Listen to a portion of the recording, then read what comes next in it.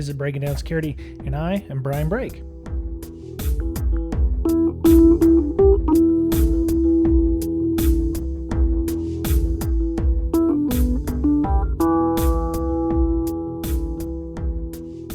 Welcome back, listener. This is Brian, just Brian this week, on Breaking Down Security. For the majority of the U.S. American crowd here, it is Thanksgiving, and for the rest of the world, it's just Thursday. So happy Thanksgiving or happy Thursday. I gave everybody the day off. Miss Berlin's actually in New Zealand, attending B-Sides Wellington. And Mr. Boettcher, of course, he spends time with the family on the holidays like most Americans. So just thought I'd give everybody a week off. Going to do my own little thing here this week. I actually have about 25 minutes of audio from a fellow BrakeSec community contributor on our Slack channel. His name's JB.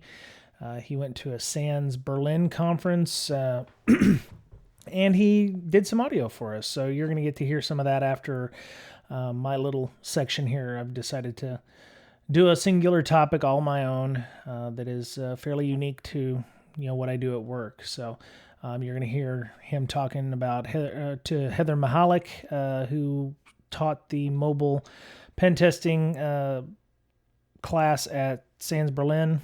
It was a really interesting topic of conversation. We don't normally take audio from community contributors or people who are not, Mr. Boettcher or Ms. Berlin. But it was something new and different, and I thought we'd give it a try. So this seemed like a good time to put it out for everybody. So you'll hear that as soon as I'm done discussing my little topic here. So. Well, okay, so the topic that I have is one that we all deal with on a yearly basis because, it seems like a lot of our companies don't allow us to do so, and that's training. Training is one of those things that's kind of a necessary evil if you're dealing with compliance frameworks or, you deal with a lot of customers and they want to know that your people are, getting regular training and that they're keeping up to date on either professionally, where you'd go to a SANS conference or SANS trainings or, OSCP or, if they've got the necessary certifications like CISA or CISM, those kinds of things. Ours is, what I'm talking about in training is like your annual security training where you have a video that you watch that takes, anywhere between 30 minutes to an hour. You might also pick that time of year to also do the sexual harassment training or anti-terrorism training if you were in the Navy or the Armed Forces or ABC stuff, bribery stuff if you're, overseas. All of these trainings are very important and they should be done, but maybe not all at one time. You're sitting there, watching something for 6 hours, and after a while it gets a little boring. And, we do training at my office. Mr. Boettcher and Ms. Berlin also do that at their office, presumably. But a lot of the complaints that I get or the feedback that I get about our training is that, we tell people to not, install Flash on our boxes, but a lot of the LMS systems out there still use Flash. They don't use HTML5. The videos appear to be outdated, like they discuss, Windows, XP or Windows 7, which isn't the newest content. They might also just, mention that the UI is terrible or it's not friendly to people who have disabilities or the colors might not work for somebody who is colorblind in certain, red-green colorblind. So some of these, are very, very valid points, especially the ADA stuff. So, it helps to, one, when you're building and finding an LMS system that they look at all of these things, that you're not using outdated technology, that the course material is updated semi-regularly. UI is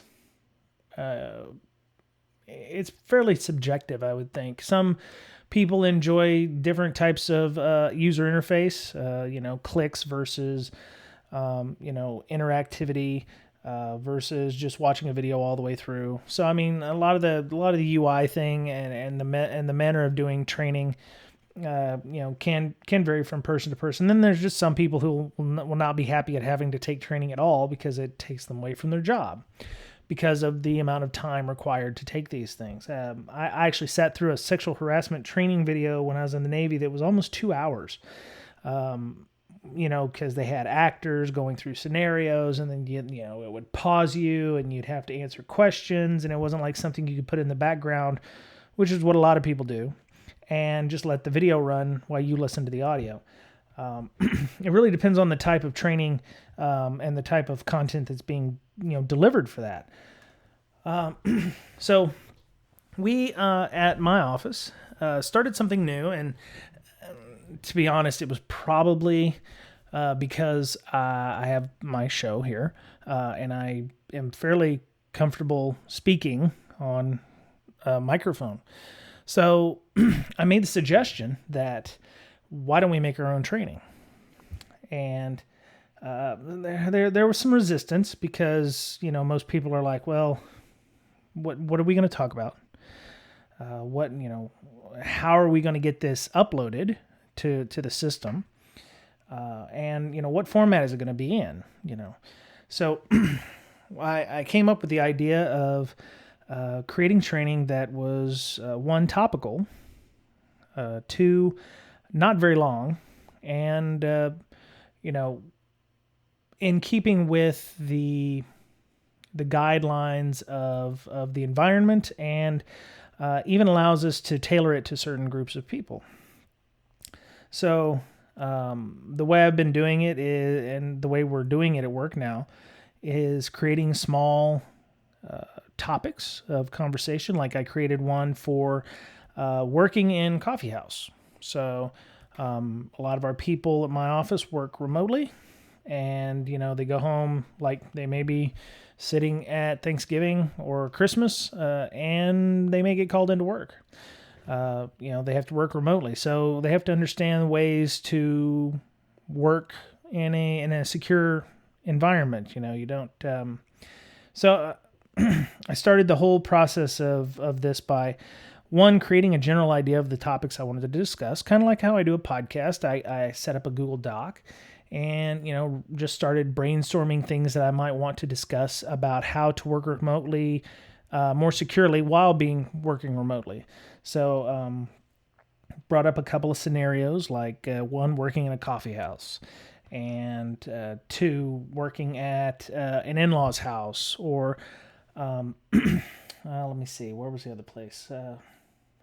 Just working in a public area. So I came up with the idea of three random, not random, but three general places that most people would, work if they weren't in a typical office, like, you were having to go into the office.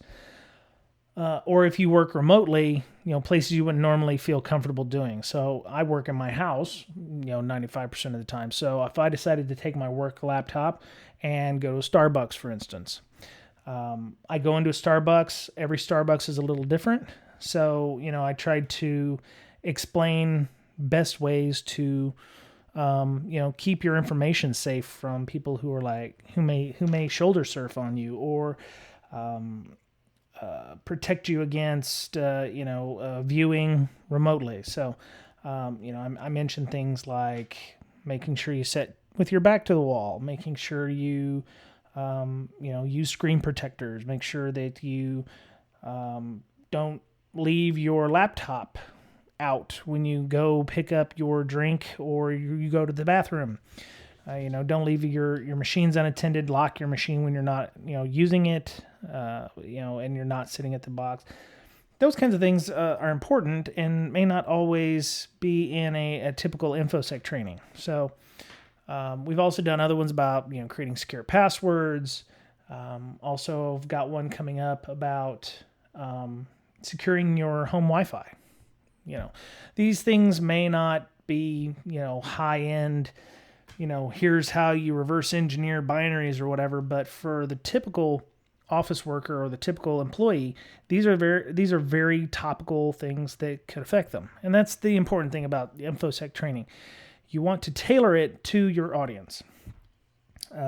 We also are creating training for just developers and for just salespeople. Like we have a track for what happens if you are at a sales conference or at an InfoSec conference. When you have salespeople who are manning a booth at a conference, the security there is going to be way different. You don't want them connecting to hotel Wi-Fi. You don't want them connecting any kind of Wi-Fi other than maybe like a mobile Wi-Fi access point or something like that.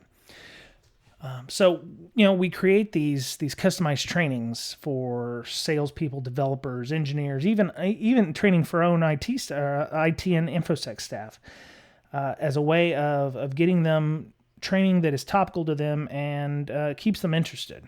So let me see. How do I make it? All right. So I've got my show notes here. So I'm just going through. How do I make it work? Okay. So the point is, you want to, instead of have a 2-hour video about all the different topics, you want to kind of break those up into, I would say, anywhere between 5 to 7 minutes, no more than 10 minutes for a video. And I wouldn't say have it strictly scripted, but I would definitely have some kind of generic plan as to what you want to do. And a lot of that can be done by doing the con slide thing, where you have when you go to a conference, everybody has slides for their talk. They slide through them and they brief them as they go along. So what I do is, for a 7-minute talk, I try to create at least 4 to 5 slides that have points on them that I can talk to. And you're probably going, well, Bryan, this is an audio podcast. Why are you creating visual content for this? And my thought is, well, you want to do what's called screencasting. And what screencasting does is allow you to take video of your slides while you're briefing them. And by doing so, you can create training that is useful. So the important thing is to remember that you want to do topics that are for your intended audience, which would be engineers, IT, or what have you. But you may also want to do them on a timely topic. Let's say you've done a recent phishing campaign, and you may want to create some short training that would highlight why you did the training. So let's say you've put out a phishing campaign and 25% of your employees clicked on the links and were successfully phished by your campaign. Well, you might want to be able to explain to them how they got phished or where they could have looked to make sure that they don't get hit by that again. So you may create a video of these topics, using slides. Like I said, no more than 10 minutes, 5 to 7 slides for a 10-minute talk, and spend no more than like a minute and a half on each slide. And by the time you do that, you'll find you have about 10 minutes of audio. So when you're doing the video, there's some built-in software that you can use for screencasting and showing the video of the slides and you talking to them. For Windows folks, I'm afraid you don't really have a screencasting software available to you, but you can download something called Screencast-O-Matic, which we have a link in the show notes to. The free version is 7-minute long videos, which is more than enough for what you need to do. And you'd be surprised how quick 7 minutes goes by. So, you want to make sure that your topic is, fairly narrow for 7 minutes. If you're using Apple or OS X, there is a QuickTime, has the ability to allow you to record your desktop and do screencasting. It does save it as a fairly large video file, so what you'd want to use is something like Handbrake to convert it down to a smaller MP4 or a Matroska MKV file. You can use a handbrake for any of these things to turn them into a standard format. I would suggest MP4 or Matroska, only because your MKV files, your MP4 files are, good. Don't try to make AVI files and WAV files and MP3 files and, WebM files or what have you. You want to stick to specific guidelines. And the only thing that should really cost you any money on this, because, training costs money for the most part. One, if you've got an LMS that allows you to upload your own content, that's always a good thing to remember. The other thing is you might want to invest in some decent audio microphones. You can use your internal mic on your Mac or your laptop, but the audio quality will it could suffer depending on where you're located, because those can tend to get echoey at times. Those are always good. Training shouldn't have to cost a ton of money.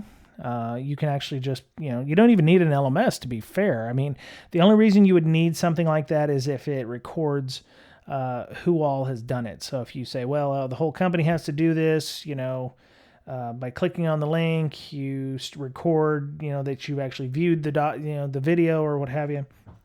And those might be the only reason you would have to do that. But for a small business or a small organization of less than 50 people, I don't see any reason why you couldn't just upload it to a wiki or to your intranet pages or something, and then, have them email it out to you. So training doesn't have to cost a lot of money. Just remember that. You don't have to spend, $8,000 to $10,000 for custom content when you have people in your own organization who could probably do it for you for not very long, not very much time or effort. And by doing so, I think you get a better product in the long run, because it adds a personal touch. If everybody's, oh, hey, that's Bryan from, the InfoSec department, or, hey, that's Dave. Hey, Dave, great video, that kind of thing. So, if you can get other people in the organization to help you create that training, it makes it a bit more personalized. It makes them think that, there's a bit more caring involved than just, throwing some random thing that, may or may not, fit for your organization. If it's coming from people inside the company, they know that these people know what they're talking about, and they can be used to, it's going to matter to them. Whereas something generic may not matter. So yeah, that's what I came up with. We have a lot of options out there. If you have any questions about how to create your own training, please let me know. Technically, I guess we do this with the podcast. It's kind of like a training thing every week. So, if you have any questions, I mean, it can get expensive. I mean, microphones and mixing boards and whatever. Don't get crazy with that. Just, do whatever. Do whatever's cheapest and whatever works and gets you, fairly decent audio quality. It's not supposed to be polished. The idea is it's supposed to be kind of rough. I think people found a lot more value out of my rough interpretation of a video versus something we may have paid more money for. So, all right, that's all I got. I'm going to go and have me some turkey and some pumpkin pie. Actually, pumpkin cheesecake my wife made. So after I get done talking here, JB will be on.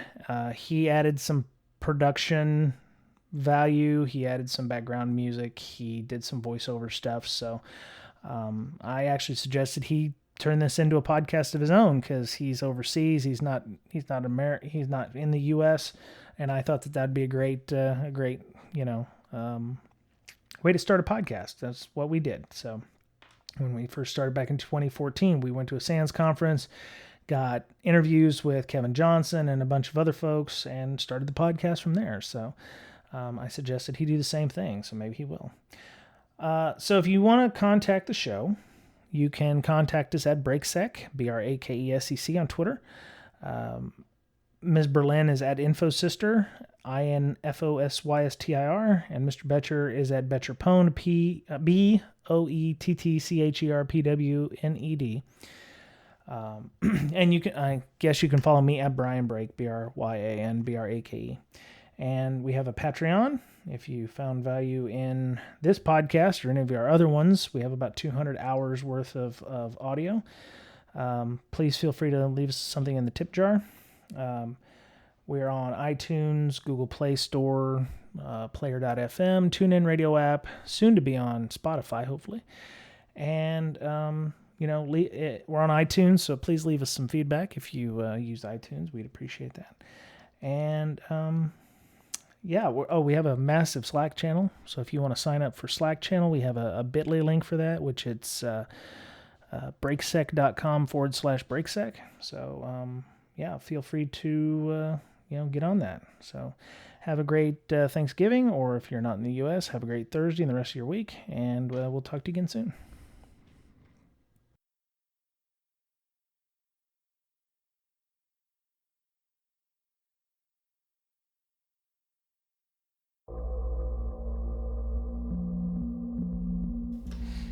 Hey, it's JB. I'm an information security professional here in Berlin, Germany. I'm an American citizen, and I was fortunate enough to attend SANS Berlin conference. And I asked Bryan, I'm a big fan of the Breaking Down Security podcast and what Bryan and Amanda do with that. And I'm on the Slack channel. When we have people that want to talk about the book club, I also host the European call for the Breaking Down Security book club, which that's why I'm saying this right now. Join us and join the Slack channel. So I hope you enjoy these clips. Most of them are anonymous, but I definitely can say that you're hearing a few odds and ends here from some of the top minds in Europe, if not the whole world, about the topics at hand: mobile device management, cell phone forensics, bring your own device, and you'll hear a little bit of me joking around with my network forensics class as well. And what's really, really funny is in the first segment, when you hear us talking about teams and the Net Wars, we actually did make a team, me and the gentleman you hear, and we did win the team competition, so I'm pretty proud about that. And there's a link in the show notes with the little blog I wrote about it. So thanks. Hope you enjoy.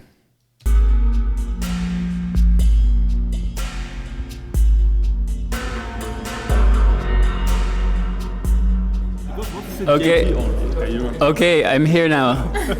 Oh, I just dodged a very important question about my name. No. Yeah. So I'm here with two of the participants from SANS in Berlin. And are we going to joke anonymously, or do you want to really tell them who you are or like what you do or something? We are security aware. Yeah, privacy is better. Okay, awesome. And I was going to say, are you ready for the capture the flag tomorrow? I hope so. Yeah, hopefully. We've learned a lot the past few days, so we're better off than at the start. But I hope that I will be in a team with JB. Yeah?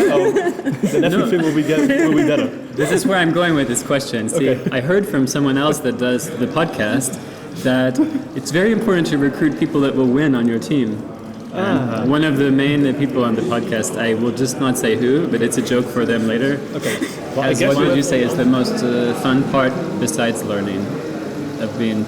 Is it the important? People you meet? Yeah, that's really great. All kind of different, but also like-minded people. Yeah, I like to speak with people of the different nationalities, and it's interesting to see how some laws can really restrict one. For example, in Germany, those are really interesting. Like the what's it called, the Datenschutzgesetz. Yeah, I have no idea how it's called. Oh yeah. Oh, right. It's interesting because, for example, in Holland we can quite easily store some packet captures or something when we have consent, and in Germany it's probably harder.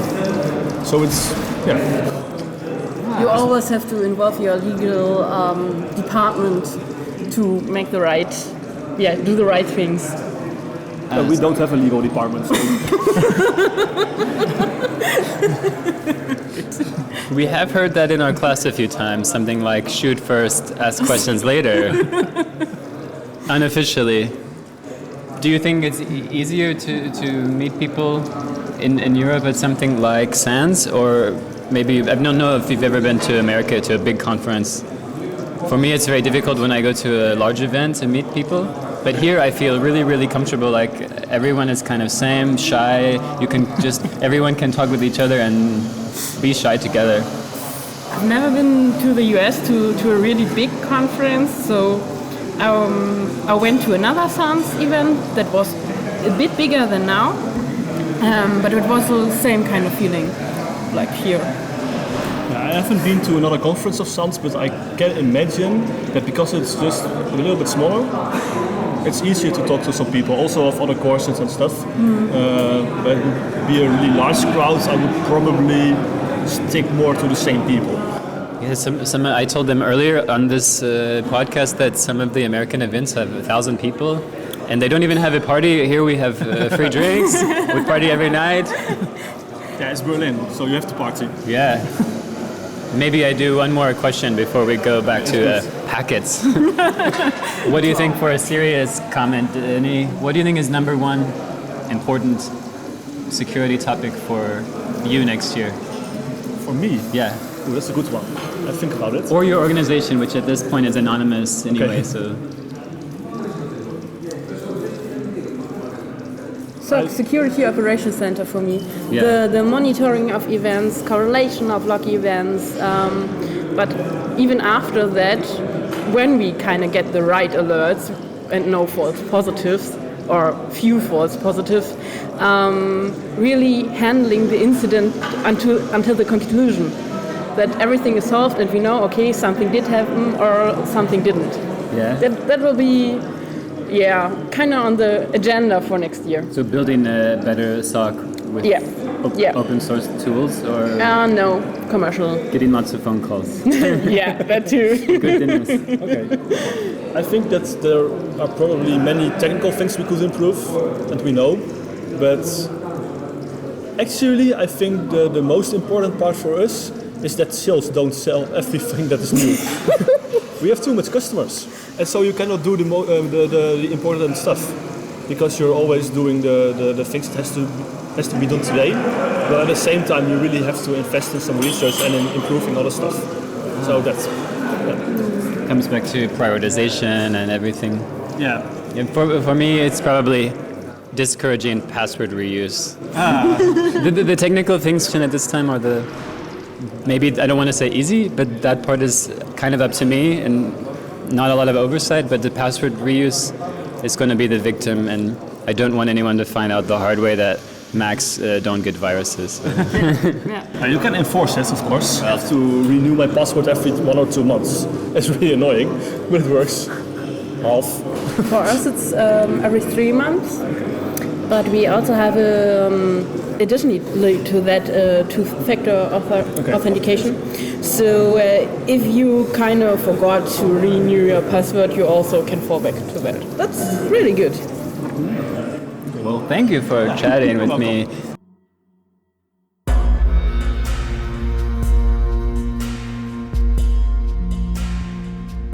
Oh, I'm here in Berlin at the SANS event with a very special guest. What's your name, sir? Bobby Tables. Oh, is he related to Bobby Skulls? No, I'm related to the Bobby Squirrely Brackets Tables, my NoSQL cousin. Yeah, of course, those SANS, we always have a lot of fun, and we got all of our tables straightened out here, and so it's day 6, so it's time to get home. Yeah, exactly. And we tried to infect the Windows hosts with the Bad Rabbit. Bad Rabbit, but sadly, Bad Rabbit went bad and just blew up the host. Bad Rabbit does not rock hard enough for Bobby Tables. No. Thank you very much. The room with the aquarium. Yeah, so what do you think about bring your own device? Well, I was going to ask you the question because it suddenly just came up in conversation. Where I work, this bring your own device is widely implemented, but I don't allow people with Microsoft Windows to be on the main network. They have to be on a guest network. I think, so starting from not a security-specific standpoint here, more of a privacy one, because that's appropriate. We're in Germany. My argument, I don't mind if the company wants to do it that way. I think it can be. You can probably do it in a somewhat secure way. You can have some MDM or whatever. But as an employee or as someone who owns a phone and has a personal phone, I don't want to bring my personal phone in for two main reasons into my work life. First reason, it's easier to bother me. It's easier to not have my phone, not have my work phone on me, if I'm going around the place, and then that can be a reason that the email has to wait. And I think sometimes that's a good discipline thing. Sometimes it's good to physically put the work stuff away.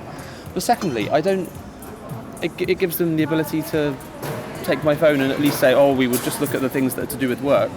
I mean, I've done this enough because I do traditional forensics cases that I see it probably crop up, every month or two, this exact scenario where someone has to give a personal device to their company and have some forensic guy go over it with a fine-tooth comb and look at the inner details of the private life. And that just doesn't have to happen. Well, it can still happen if, maybe they can still go after your personal device if they think you've done something wrong or stolen some data or whatever. But it's very hard for them to do that, whereas it's very easy to do it if you've already given it to them and they've, signed in, you've signed into Exchange or whatever it is on that phone. Because you sign a document, right? Right. So, and on those grounds alone, I'm just completely against the idea. So everyone has given a nice excuse here to tell your, fellow coworkers, you don't want to bring your own device. Just forget about that policy. Yeah. I guess it can probably be convenient for both sides. But convenience, there's a point where it doesn't kind of supersede those concerns, I think. Are you the one that has to monitor that, or someone else would have to monitor that?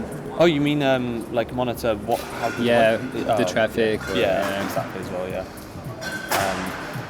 But no, it's more about just. I think it's a separation argument. I think I have on it. Yeah. Yeah. And a lot of people would talk immediately about mobile device management. So, how do you pass the profile or whatever? Right. Yeah. And I assume if you do bring your own device, I don't actually know, maybe you can tell me, I assume you're allowed to mostly use the phone in the way you would. I'd hope so, because it's your phone. But then also every time you use your phone, maybe you're wondering in the back of your mind, okay, what would this look like? To be honest, it's a very forensic, traditional forensic kind of outlook on this. You're kind of always thinking about the scenario where a phone's been imaged and what that might look like to someone. Right. Yeah, and I think bringing your own device pretty much rules out the most secure scenarios unless there's a profile involved of some kind. So, I was going to say, if you're doing it in a kind of very laissez-faire way of just just log in, then that's just crazy for a whole load of other reasons.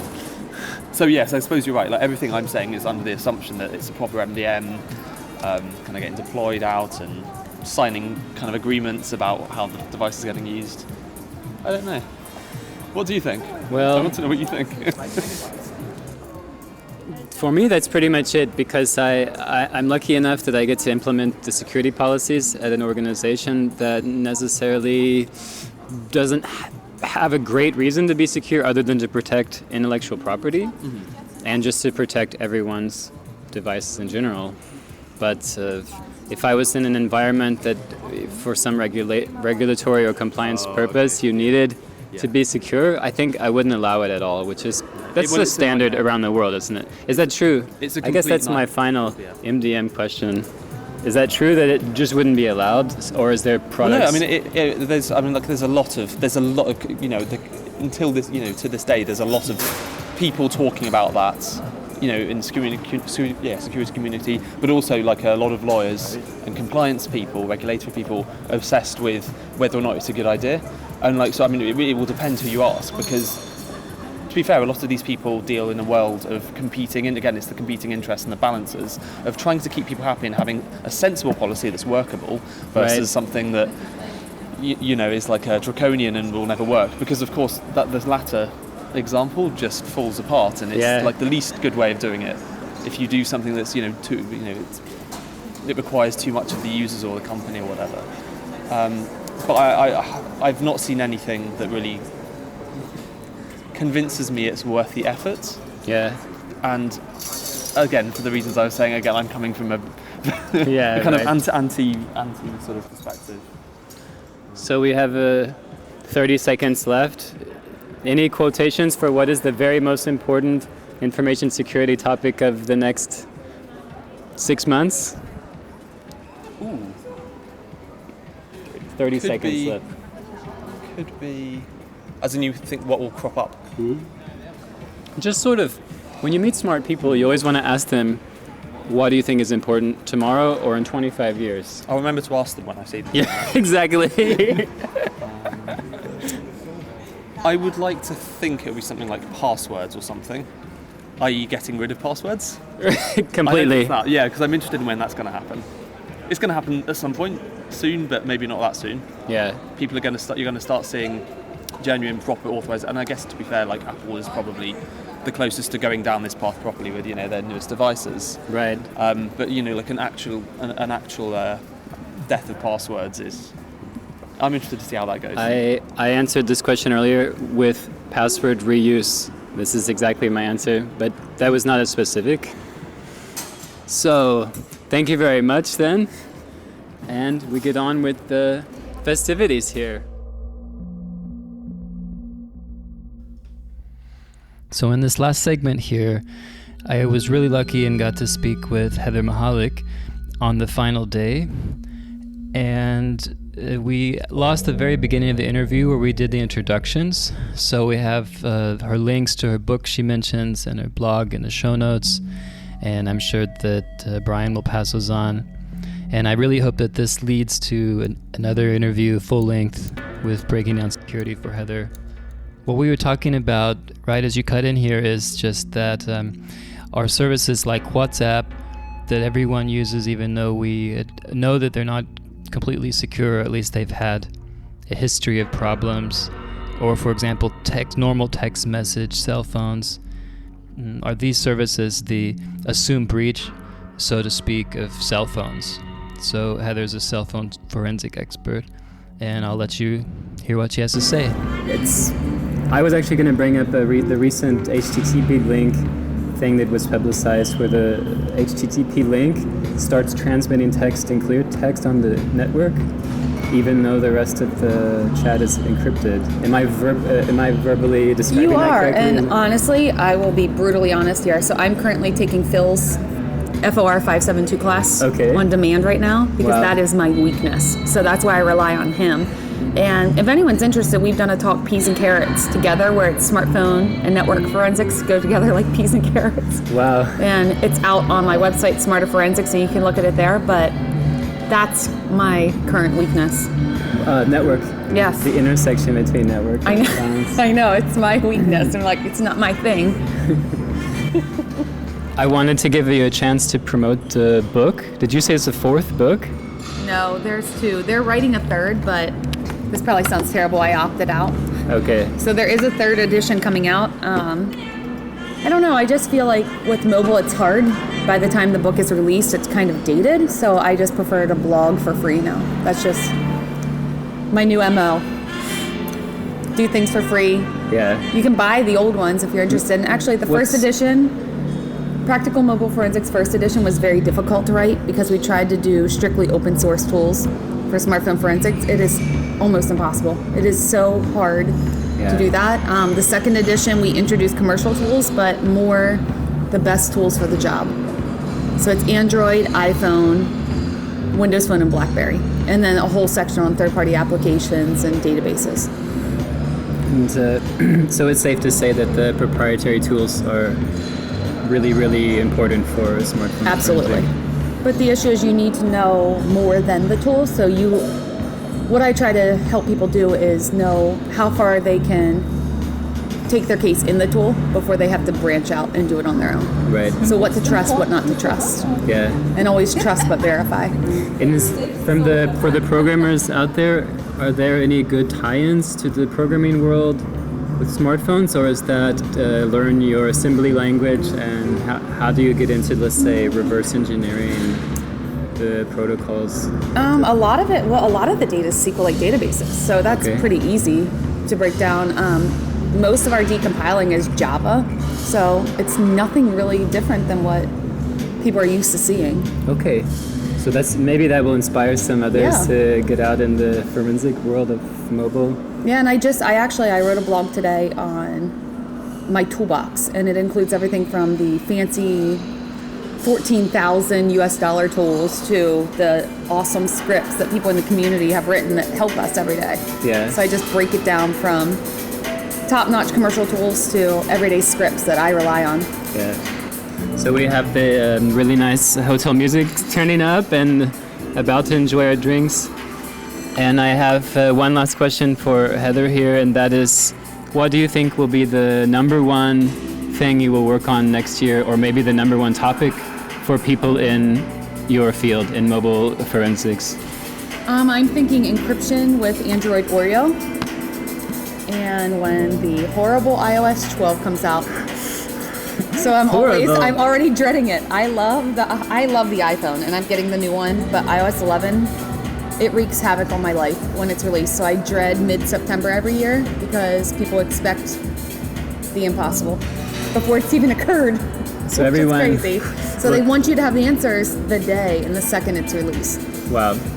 So look out for 11, is that right? Keep looking for more iOS 11, Android 8, Oreo, and all of the hard thing with Android 7 and 8 with Nougat and Oreo is using applications simultaneously and trying to associate the metadata to actually what's in use.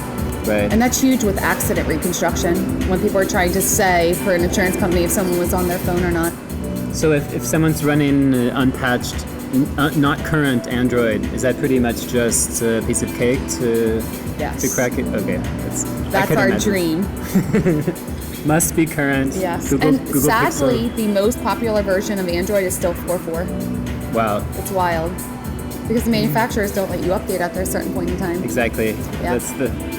Great. So thanks for talking. And how can people reach you? Like they can look up your bio, Heather Mahalick, and also on Twitter you are at Heather Mahalick. Heather Mahalick. Pretty boring. Same. Yeah, and I'm at Cherokee JB on Twitter, and I follow Heather. And yeah, check out the podcast, breakingdownsecurity.com. Join our book club. And thanks a lot. See you.